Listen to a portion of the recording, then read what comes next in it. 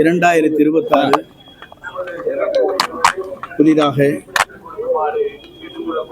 துவங்கப்பட்ட நன்னாளில் சிவபெருமான் சிவன்மலையில் முருகப்பெருமான் அருள் பாவிக்கின்ற இடத்தில் தமிழக வெற்றிக் கழகத்தின் சார்பாக இன்று 1ஆம் தேதி என்று அலுவலகம் இங்கே திறக்கப்பட்டிருக்கிறது. 1ஆம் தேதி என்பது 2026 தமிழகத்தில் ஒரு மாற்றத்தை உருவாக்குற நாள் இன்றைக்கு துவங்கப்பட்டிருக்கிறது. குறிப்பாக ஆலயத்திலே வழிபடுகிற அத்தனை பேரும், இறையருள் உள்ளவர் அத்தனை பேரும் எதிர்கால தமிழகத்தை ஆள்வதற்கு, எதிர்கால தமிழகத்தினுடைய நல்லாட்சி நடத்துவதற்கு, இன்று தமிழகத்தினுடைய வெற்றி கழகத்துடைய தலைவர் வெற்றி தளபதி தான் தமிழ்நாட்டை ஆள வேண்டும் என்று இளைஞர்களும் பக்த கோடிகளும் பெரியவர்களும் பெண்களும் தமிழ்நாட்டை தொழில் செய்கின்ற அத்தனை பேரும் ஒரு மனதாக ஏற்றுக்கொள்கிற தலைவராக இன்றைக்கு பவனி வந்து கொண்டிருக்கிறார்கள். உலக வரலாற்றில் நம்முடைய மலேசியாவில் நடைபெற்ற நிகழ்ச்சி என்பது அவருடைய கேசட் வெளியீட்டு விழா உலக வரலாற்றில் இடம்பெற்றிருக்கிறது.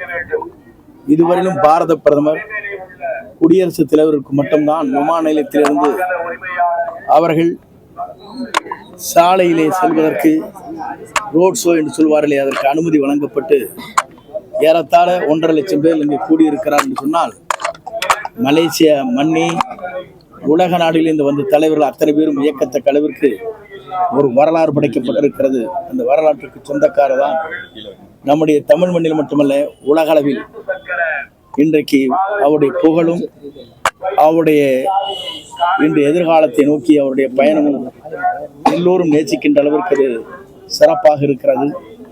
ஆகவே இன்று 1ஆம் தேதி என்று இந்த அலுவலகத்தை காங்கேயத்திலே நாம் துவங்கி இருக்கிறோம். அதுவும் சிவன்மலைக்கு உடைய அடிவாரத்தில் இங்கே துவங்கப்பட்டிருக்கிறது.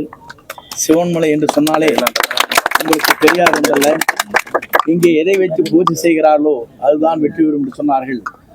இன்று இங்கே அலுவலகம் திறக்கப்பட்டிருக்கிறது.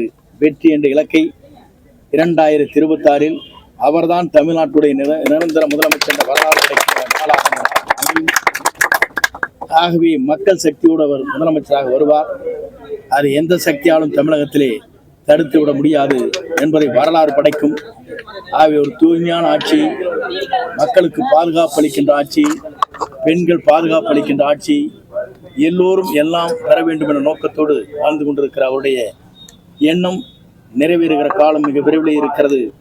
அதற்கு மக்களே, பொதுமக்களே மட்டுமல்ல அத்தனை பேரும் அதற்கு தீர்ப்பளிக்க இருக்கிறார்கள். அந்த நல்லாணை நாம் எதிர்பார்த்து கொண்டிருக்கிறோம். இன்று ஆண்டு துவங்கி இருக்கிறது.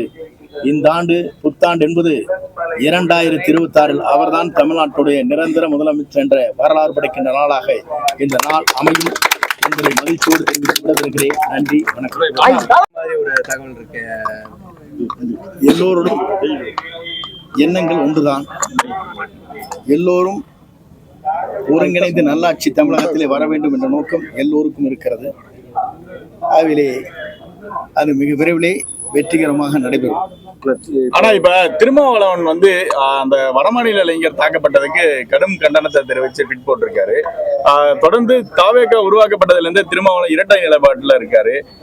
திமுக ஒரு தீய சக்தின்னு விஜய் சொன்னதுக்கு அப்புறம் அவர் வந்து ஒரு மேடையில சொல்றாரு திமுக ஒரு தீய சக்தி அப்படின்னு. அவரு அதே மாதிரி 3 முறை முழக்கமிடுறாரு. அதுக்கப்புறம் என்ன அப்படின்னா அதை பத்தி எங்களுக்கு டோன்ட் கேர்ன்னு சொல்றாரு.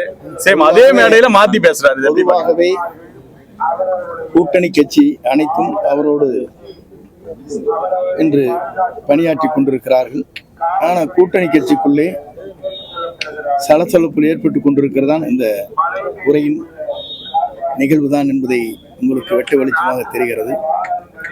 அதற்கு பிறகு என்ன நடக்கப் போகிறது என்பதுதான் காலம் பதில் சொல்லும். விசிக தாவேகாக்கு வர வாய்ப்பு இருக்கு.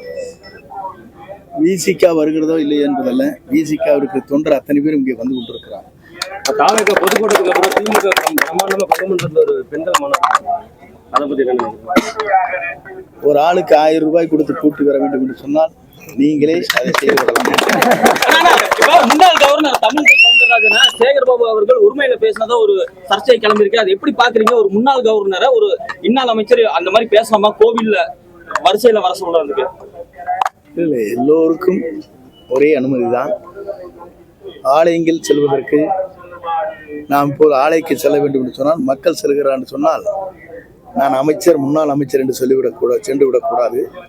எல்லோரும் இறைவனை வழிபட வருகிறார்கள், எல்லோருக்கும் வழிபட வேண்டும் என்பதுதான் என்னுடைய ஆசை. ஆனா துர்கா ஸ்டாலின் அவர்களுக்கு மட்டும் சிறப்பான அனுமதி வழங்கப்படுது. சிறப்பா எல்லா கோயிலையும் அவங்களுக்கு அனுமதி கொடுக்குறாங்க, சிறப்பு பூஜை எல்லாம் பண்றாங்க, மக்களை விடுறதுல. ஆனா முன்னாள் கவர்னரை அவங்க வந்து வரிசையில அதெல்லாம் கவர்னர் சொல்ல வேண்டிய பதில்.